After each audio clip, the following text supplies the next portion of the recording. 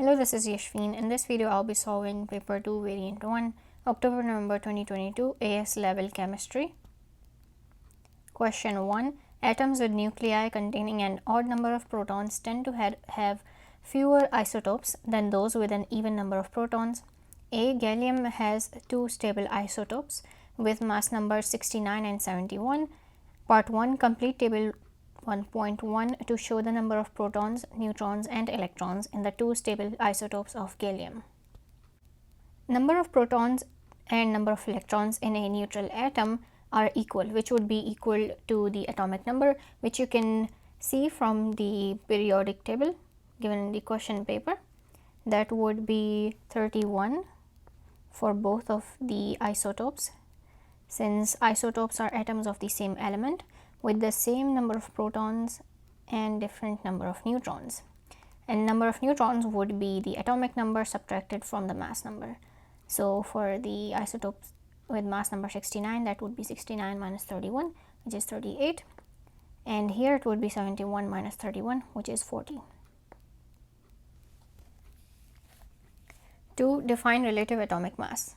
This is the average mass of atoms of an element compared to the unified atomic mass unit. Part 3. The relative atomic mass of gallium is 69.723. The relative atomic masses of the isotopes 69 and 71 are these values given in the question. Use this information to calculate percentage abundance of the isotope 69 in elemental gallium. Assume that the elements contain only these two isotopes. Give your answer to 4 significant figures. Alright, so the formula of atomic mass is the percentage abundance of a particular isotope multiplied by the isotopic mass as given over here.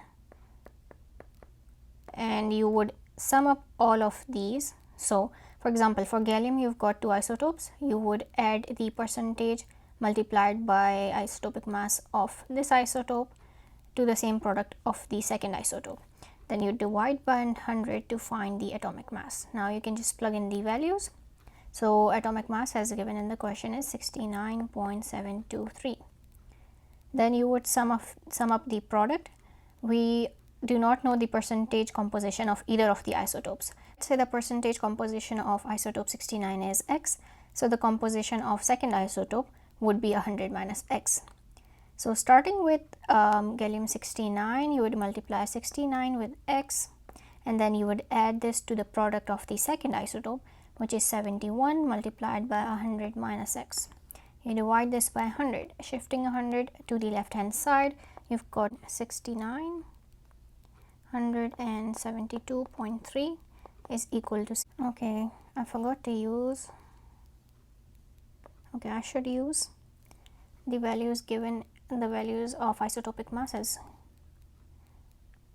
that are corrected to 3 with 3 decimal places. So this should be 68.926x plus 70.925 100 minus x.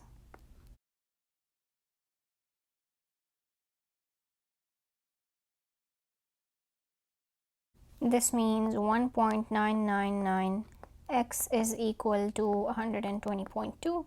So x is equal to 60.13 corrected to 4 significant figures. B. Potassium also has two stable isotopes. Both isotopes have the same chemical properties. Explain why they have the same chemical properties. So chemical properties are things like reactivity, and this only depends on the valence electrons. Since both of the isotopes have the same number of electrons in their outer shell, or they have the same electronic configuration, they would have the same chemical properties. Part 2. State the full electronic configuration of an atom of potassium. So the atomic number of potassium is 19, which means it's got 19 electrons in total. When you want to find out the electronic configuration, here's what you can do. You would write down the orbits with an increasing number of orbitals for each quantum level. So for example, you've got 1, 2, 3, these are the number of the orbits. Then you'd start writing down the orbitals, so s, p, d and f. Each quantum number will have one more orbital than the previous one. So you've got 2s, 2p, 3s, 3p and 3d. Then you'd have 4s, 4p, 4d and 4f and so on. You don't need to know all of these. This is just me showing an example of how you can write these configurations. Alright, I think that would be enough. Then you'd start drawing diagonal lines like that. And these diagonal lines will show you the order of orbitals that are to be filled. So you'd start with 1s2. Each orbital can hold up to 2 electrons. So you've got 1s2, 2s2, 2p6 and 2p6 because you've got 3p orbitals. Since each one would have 2, that means a total of 6 electrons in the p orbitals. That's 10 electrons. Now you need to fill out the remaining 9 electrons. After 2p, you've got 3s, 3s2, that's 12. Now you're left with 7. So that would be 3p6. And after 3p6, as you can see, you've got 4s. So you will have 4s1. That's a total of 19 electrons. Notice how you don't fill 3d before filling 4s. Part 3. The first, second and third ionization energies of potassium are 410, 3070 and 4600 kilojoule per mole respectively. Use this information to explain why potassium is in group 1. So ionization energy is the energy that's required to remove an electron from 1 mole of gaseous atoms. And for potassium, you can see the first electron that's removed would be removed from 4s orbital, and then you would remove the second and third electrons from 3p orbital. Just keep that in mind. As you can see from the data given in the question, there's a sharp rise from the first to the second ionization energy. So again, first electrons removed from 4s orbital of potassium, whereas the second and third electrons are removed from 3p orbital. 3p orbitals would be closer to nucleus than 4s orbitals. Therefore, the attraction between 3p orbital electrons and the nucleus would be stronger compared to the attraction between 4s electrons and the nucleus. This means a greater amount of energy is required to remove 3p orbital electrons. And because potassium is in group 1, that means it's only got 1 electron in its outermost shell, and this is shown by the data over here as number of electrons in the outermost or valence shell corresponds to the group number for groups 1 to 3. Here I've written IE, short for ionization energy. Question 2. Magnesium shows reactions typical of a group 2 metal. A. Draw a label diagram to show the bonding in magnesium metal. So it's a metal, which means you're going to draw a metallic bonding structure which will have positive cations and delocalized electrons. So in metals, delocalized electrons are the electrons of valence shell that will move out of the shell. They will surround the metal, and they are the reason why a metal is able to conduct electricity. Remember, the positive ions should be larger than electrons because these are entire atoms except for the valence electrons.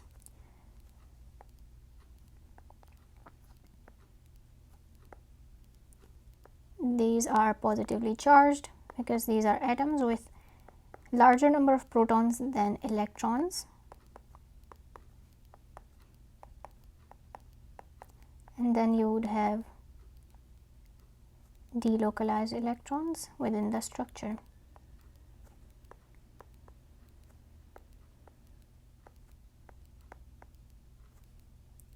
So here you've got a cation, and these are delocalized electrons.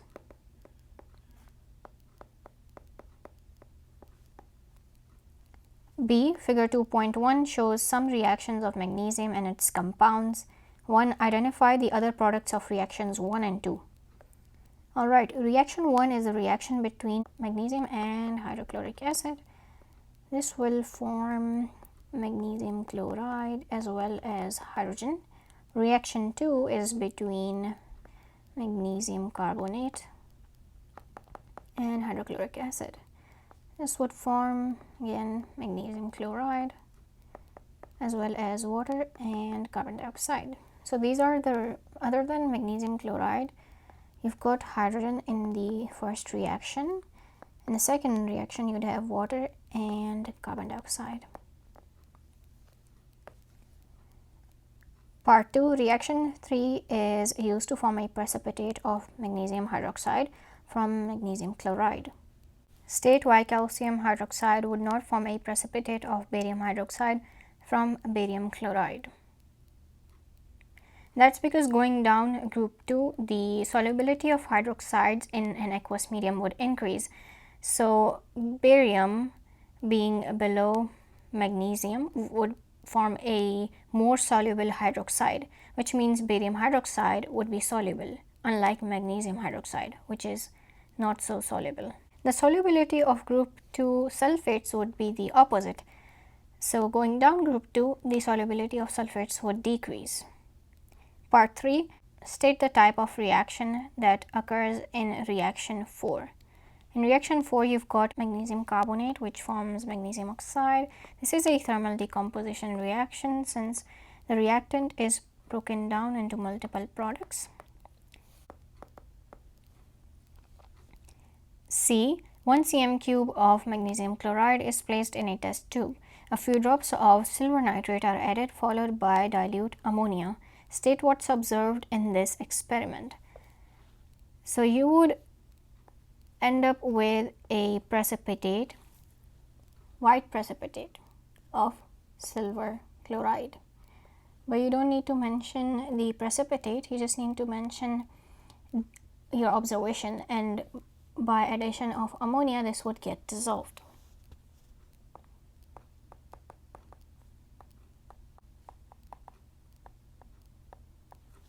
D. When 1 cm cube of magnesium chloride is added to 1 cm cube of aqueous bromine in a test tube, the solution remains orange. Explain this observation. That's because bromine cannot displace chlorine. So the solution is orange because of bromine, and because no reaction occurs, it would remain orange. Let's say you had magnesium iodide. Iodine is less reactive than bromine, which means bromine can replace iodine from magnesium iodide, and that would have resulted in the color changing from orange to colorless. Now here you need to write your answer in terms of the strength of bromine or these halogens as oxidizing agents. Bromine is less reactive than chlorine, so it's a weaker oxidizing agent, which is why it cannot oxidize chloride ion, so it cannot displace chlorine from magnesium chloride.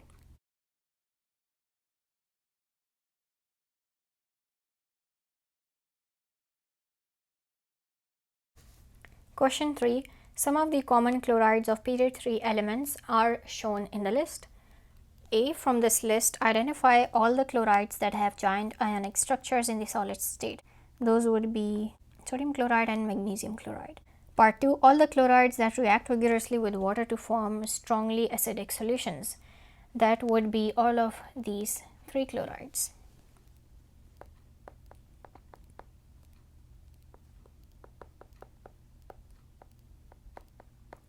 Aluminium chloride and silicon chloride would both give acidic solutions due to formation of hydrochloric acid.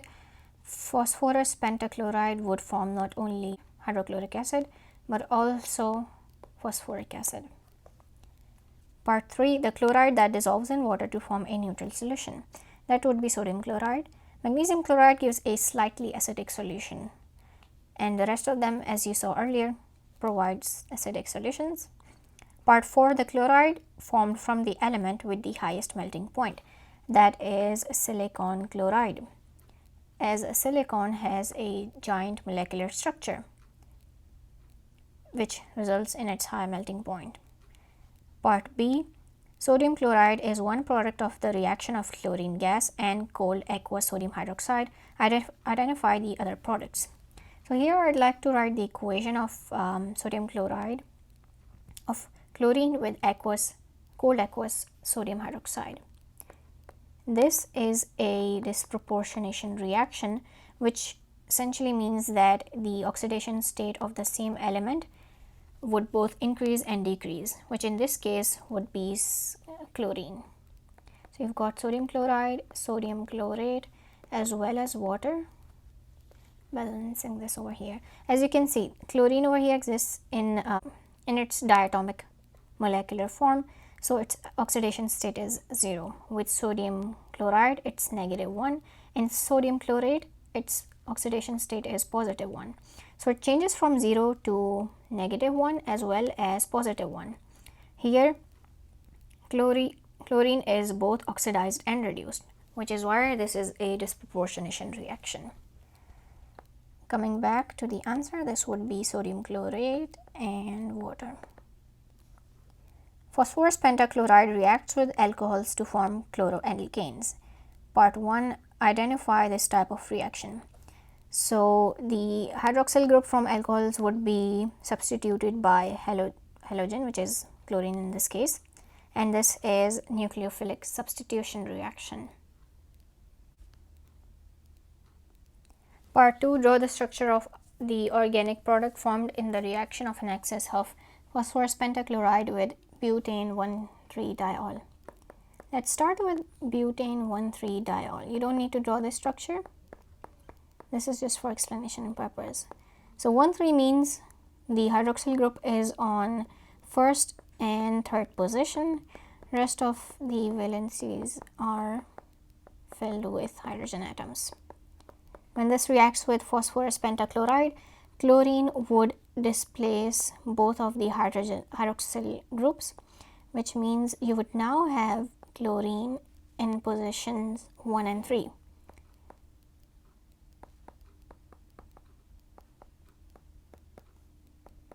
Remaining atoms would be hydrogen, and so this would form 1,3-dichlorobutane.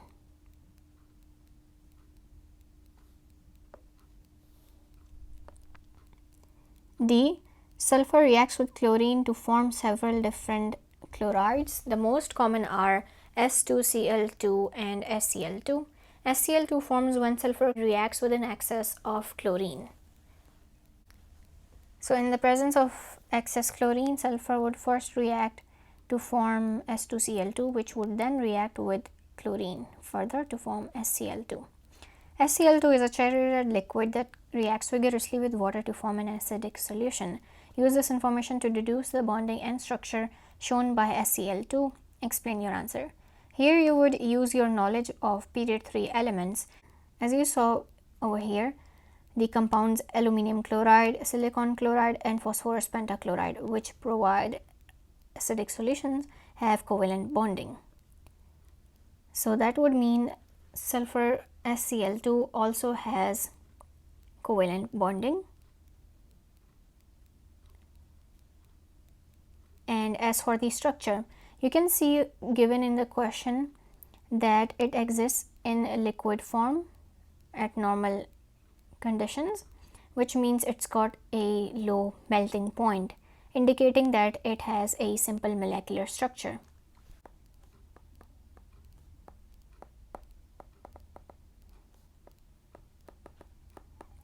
Part 2. Calculate the enthalpy change of formation of SCl2. You may find it useful to use Hess's law to construct an energy cycle. So Hess's law states that the enthalpy change for a reaction is the same regardless of the path taken. To use Hess cycle to solve this question, you need to draw 3 boxes, one for each of reactants, products, and the elements involved. We want to know, this box would be the products. Here you'd have the reactants, and here you'd have the elements. So let's say this is A, here's B, and this is C.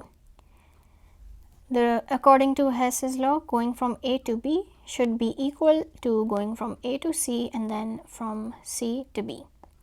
Since the reactants and products are the same, it doesn't matter which steps you would take.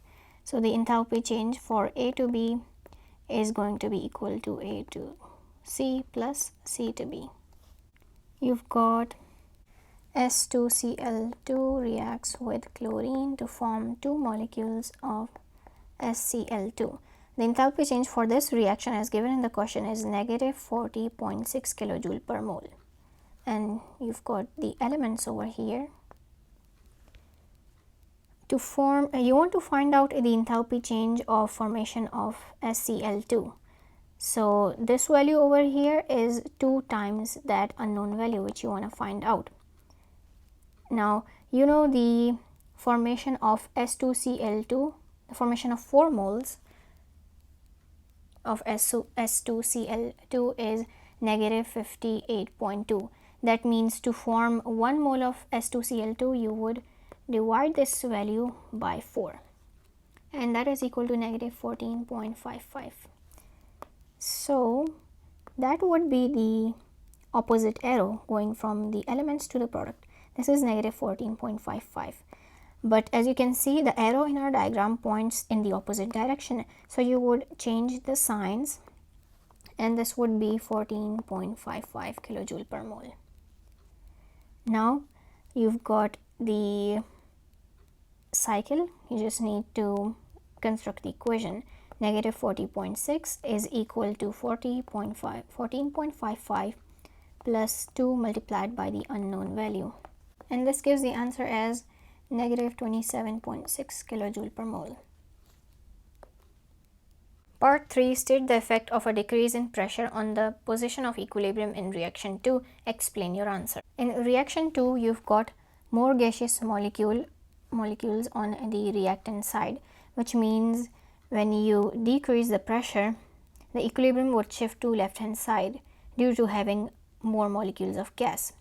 What this will do is it will oppose the decrease in pressure by increasing the pressure.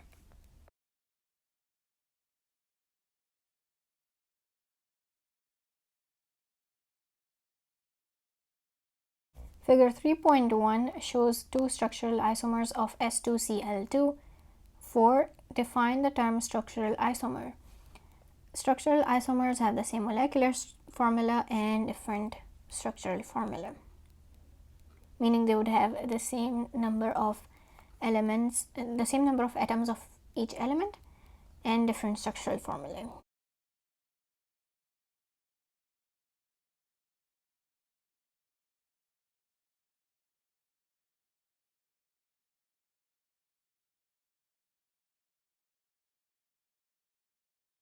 Five, suggest a value for the chlorine sulfur bond in isomer 1.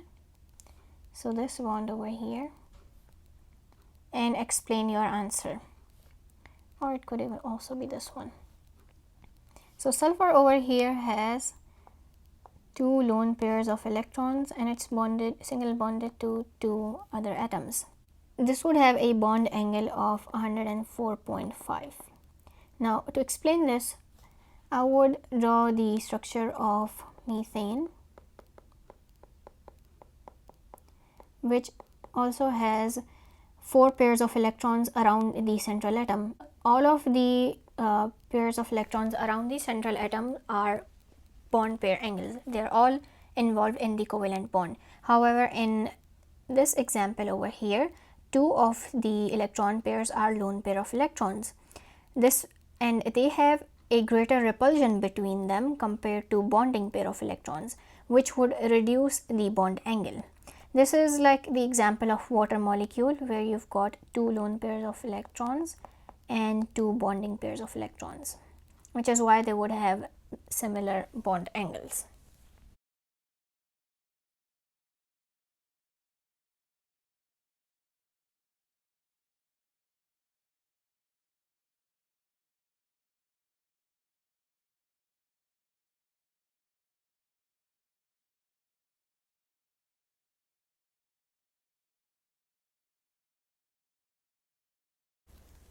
Part 6. Draw a dot and cross diagram to show the bonding in isomer 2.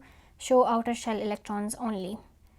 Alright, so you'd have sulfur atom that's double bonded to the second sulfur atom, meaning that each of them would contribute 2 electrons, one for each bond.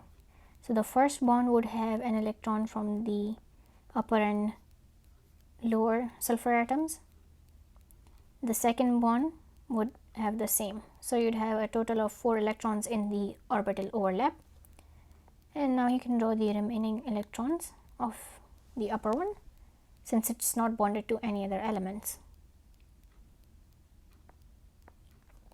The lower sulfur atom is also bonded to 2 chlorine atoms by a single bond, so it will share only 1 electron with each one of them. So this cross represents the sulfur electron. Chlorine also contributes 1 in each case. Each chlorine atom would have 6 electrons outside of the orbital overlap in the valence shell. And now, as you can see, this central sulfur has 4 electrons, and so it needs 2 of its own outside of the orbital overlap.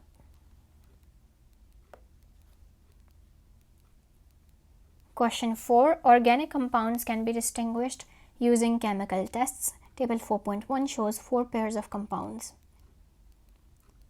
A. Complete table 4.1 to identify a reagent that could distinguish between the compounds in each pair and give the positive result of the chemical test, and identify which compound shows this result. So A1 and A2. A1 is an ester, A2 is a secondary alcohol. You need to specify a test which either one of them, only one of them, would give a positive result for. Now, alcohol can be oxidized by an oxidizing agent like potassium dichromate or potassium manganate, and carboxylic acid would not be, and ester would not be oxidized. You can mention either one of the oxidizing agents. I would write potassium manganate.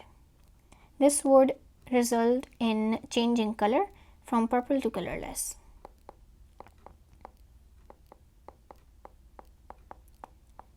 Only with secondary alcohol, it would be oxidized to a ketone by the oxidizing agent.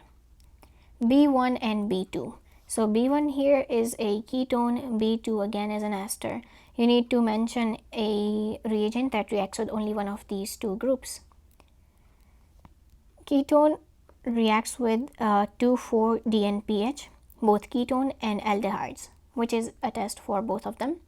So that's what I will write over here, 2,4-DNPH, and it forms in an orange precipitate. Another test could be the iodoform reaction. Since here you've got CH3 that's bonded to CO, that means this ketone over here would react with aqueous alkaline iodine and it would form yellow precipitate, which B2 would not. C1 and C2. C1 is a cycloalkane, C2 is an alkene. To differentiate between an alkane and alkene, you would use aqueous bromine, which would only react with an alkene and it would turn colorless.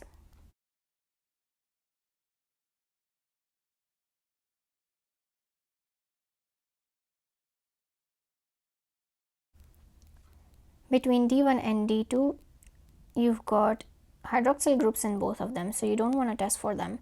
You want to test for the carboxylic acid group. So you'd need something that only reacts with carboxylic acid, which would be a base. And so here you can mention sodium hydrogen carbonate or sodium carbonate, and this would result in effervescence due to carbon dioxide production with the acid, or D2.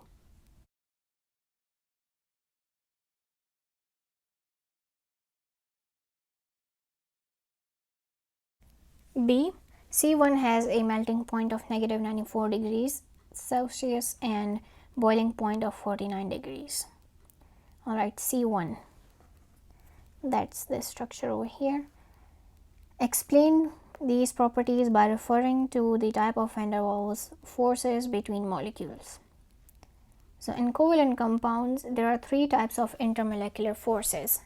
You've got instantaneous dipole, induced dipole forces, which are present in all of the between all of the covalent molecules. The second one are permanent dipole forces. These only exist between molecules of the compounds that have polar bonds, for example, a carbonyl carbon or carbon bonded to oxygen, for example, due to the difference in electronegativity.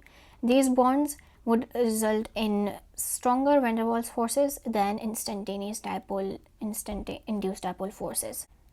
The strongest of all forces are hydrogen bonds, which only exist between molecules of compounds that have hydrogen bonded to fluorine or oxygen or nitrogen.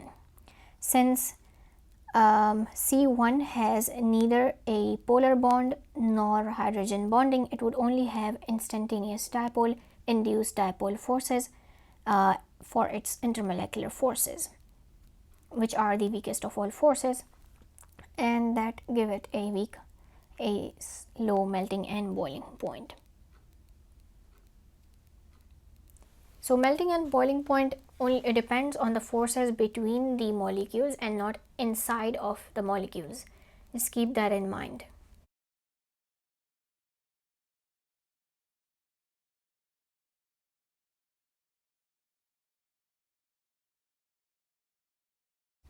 C. Draw the structure of the cis isomer of C2.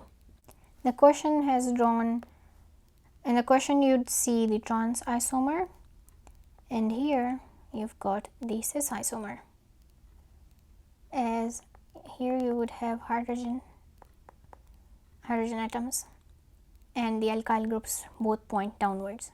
You don't need to draw the hydrogen atoms. Part D.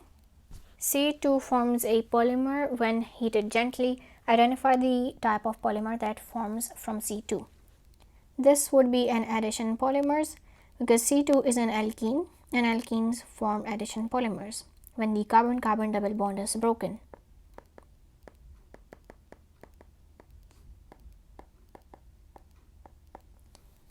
Two, draw one repeat unit of polymer formed from C2. The polymer includes the carbon atoms which were involved in carbon-carbon double bond in the monomer. Everything else from the monomer would form a branch in the polymer. So as you can see from C2, these are the carbon atoms that are involved in the double bond. Everything else would be a branch. Here I am just drawing the monomer. When the polymer forms, this bond would open up and you would have the polymer like so, and that is the repeat unit. Question 5. Lactones are cyclic esters. Under suitable conditions, lactones form from molecules that have both an alcohol and carboxylic acid functional group. Equation 1 shows an example of the formation of a lactone. So you can see the hydroxyl group. So you can see the OH of carboxylic acid and the H of alcohol or hydroxyl group would react to form an ester. Figure 5.1 shows the synthesis of lactone P from compound M. A part 1, M reacts with hot concentrated acidified potassium manganate to form N. In reaction 1, draw the structure of N. So this is an oxidizing agent and it would oxidize the alkene functional group. So this carbon over here is bonded to an alkyl group and a hydrogen atom, which means it will form carboxylic acid. This carbon atom over here will form part of a carboxylic acid. The second carbon atom, which is involved in the double bond, is bonded to two alkyl groups, which means it will form a ketone when the double bond breaks up due to the oxidizing agent. So it will form, so here you've got 1, 2, 3, 4, 5 and 6 carbon atoms.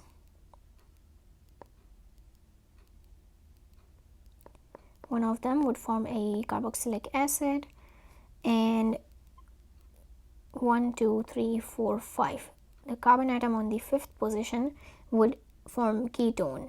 1, 2, 3, 4, 5. And here's the methyl group, which you saw as a branch over here. Part 2, N is reduced by sodium borohydride to form 5-hydroxyhexanoic acid in reaction 2. So the reducing agent would reduce the ketone into a secondary alcohol. Construct an equation for reaction 2 using molecular formulae. In the equation, use hydrogen in brackets to represent an atom of hydrogen from the reducing agent. You're going to add 2 hydrogen atoms, one to the oxygen and the second one to the carbon atom over here.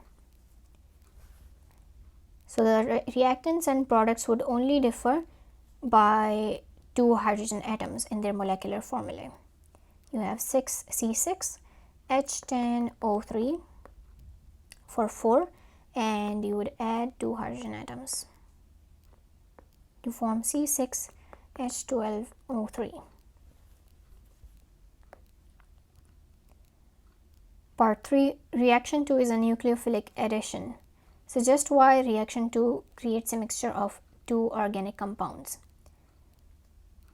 So here is the product, and this carbon atom over here is a chiral center because the carbon atom is bonded to 4 different atoms or different groups of atoms. You've got 2 alkyl groups and then a hydrogen atom, which means it will form optical isomers that are going to all be present in the products, and that will create a mixture of 2 organic compounds. N, the reactant over here, is planar, so it can be attacked from either side. So the products which form will have different 3D structures.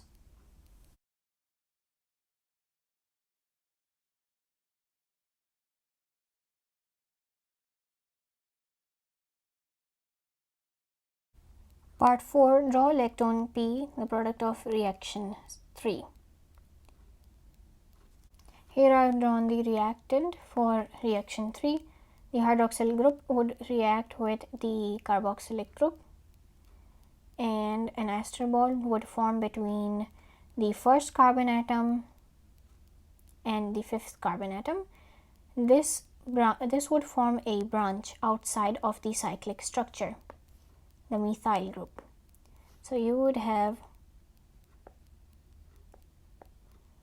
5 carbon atoms inside the cyclic structure, and 1 carbon atom would be the methyl group pointing outwards. B, a student monitors the progress of reaction 2 using infrared spectroscopy. Use table 5.1 to suggest why it's difficult to distinguish between N and 5-hydroxyhexanoic acid. So here's N and here's the acid. Infrared spectroscopy is used to distinguish between compounds with different structures, and what helps is having different functional groups. Both of them have the same carboxylic acid group, so this group cannot be used, and they only differ in N having ketone group and the acid having a hydroxyl group. But this doesn't help much either, because as you can see, both of the reactants and the product would have OH group, which is going to make it difficult to distinguish between them. Environments, similar environments over here means carbon bonded to similar groups of atoms. So carbon, for example, bonded to OH and carbon bonded to OH would mean these 2 carbon atoms have similar environments. C, unknown lactone Q is analyzed using mass spectrometry. Table 5.2 shows information from mass spectrum. Use these data to deduce the structure of Q and show your working. Here you've got the mass values of the M peak and M+1 peak. In mass spectrometry, the ratio of M and M+1 peak is 100 to 1.1 N, where N is the number of carbon atoms in the compound. As given in the question, the percentage composition of M peak is 95.5 and M+1 peak is 73. You would cross multiply to find the number of carbon atoms in this lactone.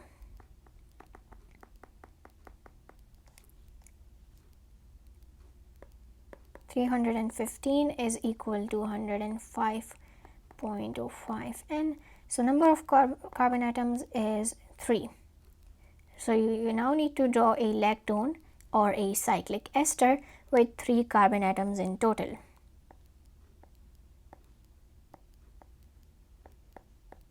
And this would be the lactone in this case, lactone Q. That is it. We are done with this paper. Thank you for watching.